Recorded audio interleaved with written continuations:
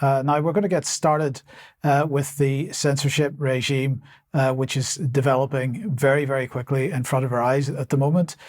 Just a little bit of a recap, of course. Richard Medhurst here from before the weekend, arrested at Heathrow Airport under the Terrorism Act, Section 12, because of his reporting. That was then followed up in France with the arrest of Telegram founder Pavel Durov. And then yesterday, back in the UK, we had the arrest of Sarah Wilkinson. According to her husband, the police came to the house just before 7:30 a.m., 12 of them in total, some of them in plain clothes from the counter-terrorism police.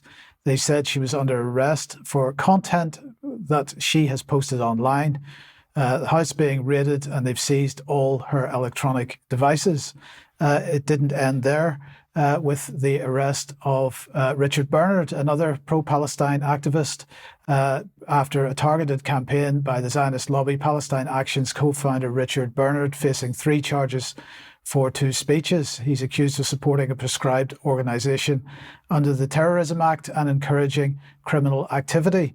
So this is what is happening very clearly with the people that are pushing a pro-Palestine narrative at the moment. Arrest under Section 12 of the Terrorism Act, which, of course, as we mentioned before, is related to whether you're considered to be promoting a so-called proscribed organisation, which in this case would be Hamas. But of course, it's not just people on the Palestinian side that are being arrested for dissent and in some cases imprisoned. These people haven't been imprisoned yet, but others have. So let me just remind you then of Peter Lynch. This is the BBC covering this. This is one of the people that was posting stuff on social media. He turned up at one of the violent protests with a placard. The placard basically called the media and MPs, police officers, corrupt. It was just a placard with some writing on it alleging corruption. He also called the police scum.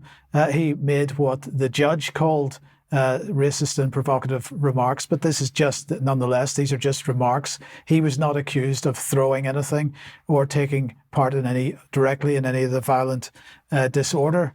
And the BBC, as I say, went on to say that he was filmed calling the police scum. He was imprisoned for 2 years, 8 months. And in the meantime, though, the person who threw stuff at Nigel Farage got a suspended prison sentence. So again, we're seeing 2-tier policing here and so on. But what we're actually seeing in front of our eyes, I believe, as I mentioned the other day, is a reenactment of Nazi Germany's editor's law. This is designed to produce a chilling effect on any kind of dissent, whether that be activist dissent or journalist dissent. And so it's perhaps massively ironic and hypocritical that Labour MP Catherine West was tweeting this out yesterday. Journalism is not a crime, yet 2 former Stan News editors have been found guilty of sedition in Hong Kong today for doing their job. Free media is essential if societies and economies are to prosper, but Hong Kong has dropped from 18th to 135th in the World Press Freedom Index since 2002. This is just off the charts. So if you're a country that we consider an enemy, we criticise that country if they are doing anything to shut down dissent in that country, while we are running a regime operation to shut down dissent in your own country. It is fantastic. Now, we're going to be talking about this gentleman later on. This is Lieutenant General Marco Bertolini. I'll introduce him later in another segment, but he was talking about Telegram in an interview recently, and he said, certainly if it's possible to have information coming from the dark side of the moon, it's thanks to Telegram. There will be a reduction of information as a result of what's happening to Durov. And he went on to say there's a problem of media control and propaganda. The media sound monotonous all over Europe. And this is absolutely true. So it shouldn't take a degree in rocket science then to work out who the enemy might be, because it isn't Muslims. It is the regime who is now cracking down on, for different reasons admittedly, but nonetheless cracking down on dissent from all sides of the political spectrum.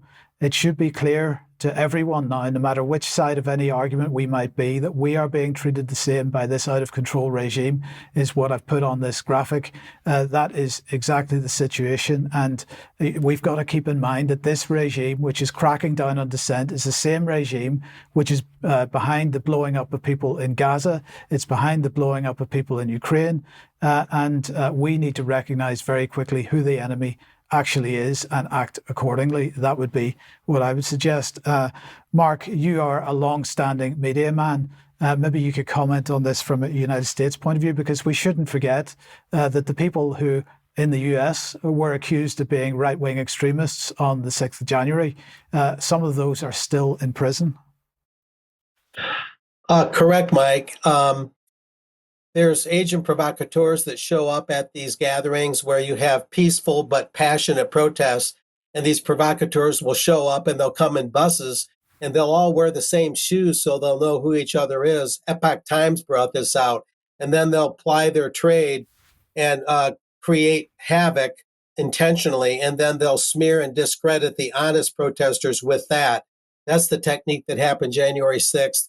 And in the bigger picture, the mass media cartel is supporting all of this. So the media and the government together are part of this. And I'll comment on more on that kind of stuff in extra. Brilliant. Thank you very much, Mark. Now, Debbie, let's move over to you.